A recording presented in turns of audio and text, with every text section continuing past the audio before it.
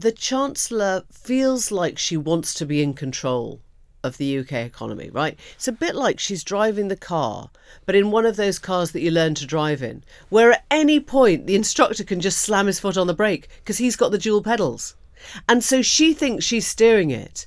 But actually anything that happens in America, anything that he decides, puts her back in this really, hands-free place, essentially. She's not really driving the car at this point. And I thought it was really interesting that this idea, you just got to sit it out.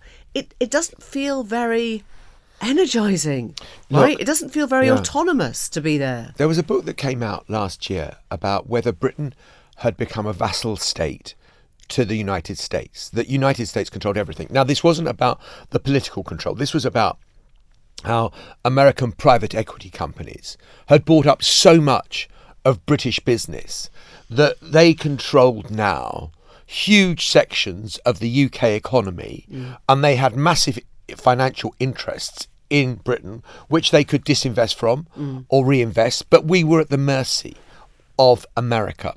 That was a very narrow economic argument about industry.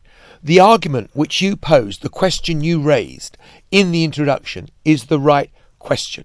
Because is it possible now that actually you look at the decisions made about the number of people who might go into relative poverty as a result of Rachel Reeves' financial statement will go into relative poverty because of Donald Trump? Yeah. And that is such a weird thought to have in your head, because undoubtedly, you listen to ministers as they squirm on the radio when they're asked, isn't this all about Donald Trump? The world has changed. The world has changed. No, Donald Trump has changed the world. It's the